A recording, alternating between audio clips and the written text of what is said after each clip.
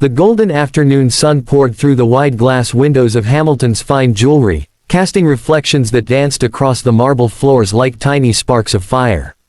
The store was a beacon of wealth and refinement in Manhattan. Its polished glass counters displayed diamonds that seemed to hold entire galaxies within them, emeralds so rich they glowed like captured rainforests, and watches that ticked with precision worth more than an average person's yearly salary. The faint scent of roses and polished wood lingered in the air, mingling with the low hum of quiet conversation. This was not a place for just anyone, it was a realm of the elite. Every person who stepped inside carried themselves with the poise of money, their clothing stitched by designers, their accessories subtle yet undeniably expensive. The staff knew it, too. They treated every diamond as though it were royalty, every customer as though they were emperors. Into this world of shine and status walked Ethan Hamilton. 16 years old, tall but still carrying the softness of youth, his presence was like a ripple across still water. His sneakers were scuffed, the kind of wear that spoke of basketball courts and long walks.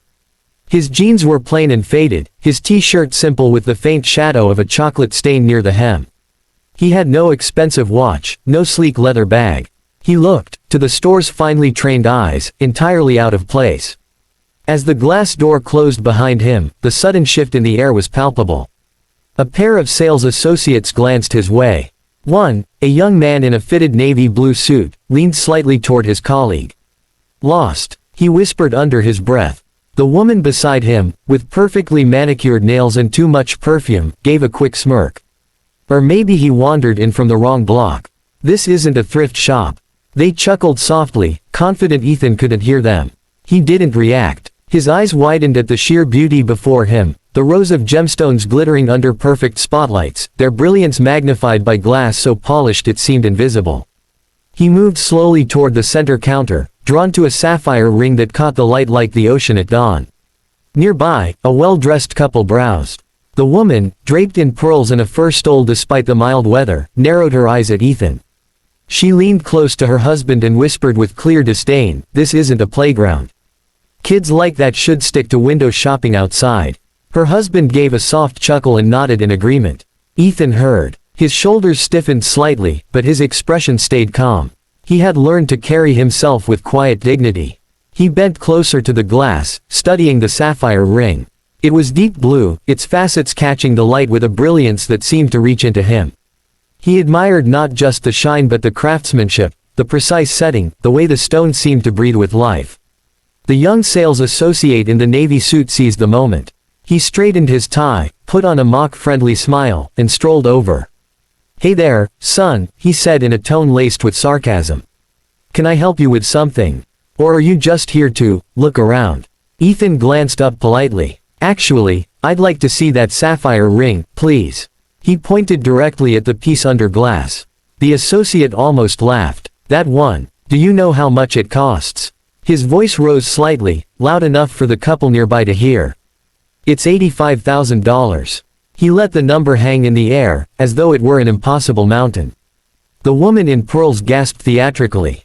"Isn't that precious? He probably can't even afford a coffee here." She laughed, and her husband joined in. The associate smirked at them, then looked back at Ethan. "It's a little out of your league, don't you think?" But Ethan didn't flinch. He kept his gaze on the sapphire. "It's beautiful," he said softly. "The cut lets the light in without washing out the depth. I read once that sapphires symbolize truth and loyalty." The associate blinked, caught off guard by the boy's knowledge. For a moment, he hesitated, but then the smirk returned. "That's interesting trivia. But trivia won't pay for jewelry, kid." Just then, the glass door chimed again, and a group of teenagers entered, their laughter echoing instantly. They were Ethan's classmates, wealthy, loud, dressed in designer hoodies and sneakers that probably cost more than Ethan's entire wardrobe. They carried iced coffees, speaking over one another like they owned the place. One of them spotted Ethan. "Ethan, dude, what are you doing here?" His voice was dripping with mockery. Another, a girl with glossy hair and a designer bag slung over her shoulder, burst into laughter. "Oh my God, is he trying to buy jewelry? This isn't Walmart, Ethan." The group roared with laughter. They high-fived each other, their laughter bouncing against the crystal chandeliers. Even some of the other customers turned their heads to watch, smirking. The scene was entertaining, an outsider making a fool of himself in a world he didn't belong to. The sales associate, emboldened by the teen's reaction, chuckled as well. Yeah, maybe start with a friendship bracelet before aiming for this one. He winked at the laughing group, proud to be part of their mockery. Ethan's face warmed, his cheeks tinged with pink. The sting of humiliation pressed against his chest, but he didn't let his voice shake. He looked back at the sapphire ring and whispered almost to himself, "It really is perfect." His quiet words were drowned out by laughter. The teenagers leaned on each other, some pulling out phones as if ready to snap a picture to immortalize the moment. The couple nearby smirked with satisfaction. The sales associate crossed his arms, certain he had put the boy in his place. But what none of them noticed was the tall oak door at the back of the store, the private office entrance. Behind its tinted one-way glass, someone had been watching. A man with salt and pepper hair, wearing a tailored gray suit that fit with effortless perfection, stood with his arms folded. His eyes, sharp and piercing, followed every interaction, every smirk, every cruel laugh. That man was Richard Hamilton, the founder and owner of Hamilton's Fine Jewelry. To the world, he was a titan of the jewelry business, known for his taste, his discipline, and his unshakable principles. To Ethan, he was Dad. And right now, Richard's jaw tightened as he watched his son mocked, belittled, and laughed at in the very store that bore his family's name. The chandeliers above seemed to tremble as Richard Hamilton stepped out from the oak-paneled office door. His polished shoes struck the marble floor with deliberate weight, each step echoing in the stunned silence that followed the teenager's laughter. For a man of his stature, he didn't need to raise his voice, his presence alone drew every eye in the store. Richard was known to the public as the elusive mastermind behind Hamilton's Fine Jewelry. He rarely appeared in his own stores. Most days, he was tied up in meetings with investors, inspecting mines abroad, or evaluating new designs. For him to be here, in person, was extraordinary, and everyone knew it. The sales associates froze. The couple stopped mid-smirk, the woman clutching her pearl necklace. The group of teenagers, so confident moments ago, now fidgeted, exchanging uncertain glances. The young sales associate in the navy suit turned pale, beads of sweat forming at his temple. Richard's voice cut through the silence. "Good afternoon," he said calmly, though there was steel beneath his tone. I couldn't help but overhear laughter. No one responded. His eyes swept the room, taking in every guilty face before settling on Ethan. His son stood tall, though his cheeks were flushed from embarrassment. Richard's gaze softened for a moment, and he placed a firm, reassuring hand on Ethan's shoulder. "Ethan," Richard said warmly, "did you find something you like?" The words rippled through the store like a thunderclap. "Dad," one of the teenagers whispered in disbelief. The couple's mouths dropped open. The navy-suited associate's knees nearly buckled. "Yes, Dad," Ethan said, his voice calm but steady. He pointed to the sapphire ring behind the glass. "The sapphire. It's perfect." Richard gave a single approving nod. "Excellent choice. We'll have it wrapped." He turned, his eyes narrowing at the associate who had mocked Ethan. "Did my son ask you for help?" The associate stammered, "Why yes, sir, but I didn't realize." "Didn't realize what?" Richard interrupted sharply. "That he was my son. That he had value. That he was worthy of respect." His voice grew firmer, though it never rose. "You judged him by his clothes, his age, his simplicity. Instead of serving him with professionalism, you mocked him." The associate's face drained of color. He tried to speak but found no words. Richard didn't wait for an answer. He turned his gaze toward the couple who had sneered at Ethan. "And you too. You laughed as though cruelty were entertainment. Shameful. Wealth without kindness is nothing but arrogance in a suit." The woman's face turned crimson, her pearl necklace suddenly feeling heavy around her throat. Her husband looked down at his polished shoes, unable to meet Richard's eyes. Then Richard's gaze shifted to the teenagers, Ethan's classmates.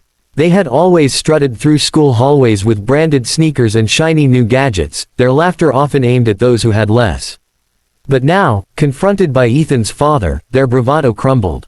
"You," Richard said firmly, "mocked him because you thought he didn't belong. You measured his worth by brands, by labels, by appearances. But let me tell you something." He straightened his posture, his voice resonating across the marble floor. "The diamonds in these cases, the rubies, the gold, none of it has worth without integrity. You may have wealth, you may have privilege, but if you lack respect for others, you are poorer than the humblest man on the street. The teenagers swallowed hard. One shifted uncomfortably, another bit his lip, but none dared to reply. The entire store was silent now, the only sound the faint ticking of an ornate clock on the far wall. Richard turned back to Ethan, his expression softening again. "You have a good eye, son," Richard said, his voice full of pride. "You saw beauty in the sapphire when others only saw a price tag. Someday, this store will be yours. And when that day comes, I trust you will remember this moment, not to repeat the cruelty you experienced, but to treat every person with dignity." Ethan looked up at his father, his chest swelling with quiet pride. He had not expected this moment, but it meant everything that his father defended him, not for being the owner's son, but for being a human being deserving of respect. Richard turned back to the navy-suited associate. "Have the sapphire ring wrapped and delivered to my office. And consider this a warning. In my stores, every customer is to be treated with equal respect, whether they arrive in a limousine or walk in wearing sneakers. Do I make myself clear?" The associate nodded frantically, muttering, "Yes, sir.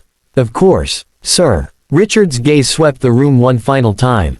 "Let this be a lesson to all of you. Diamonds may sparkle, but true brilliance comes from character. Without kindness, even the most flawless gem is worthless." The weight of his words lingered in the air, heavy and undeniable. The couple excused themselves quietly, too ashamed to continue shopping. The teenagers shuffled out with their heads down, their laughter long gone, replaced by silence. Even the other customers who had watched silently now carried new expressions, some embarrassed, others thoughtful, all of them changed by the spectacle.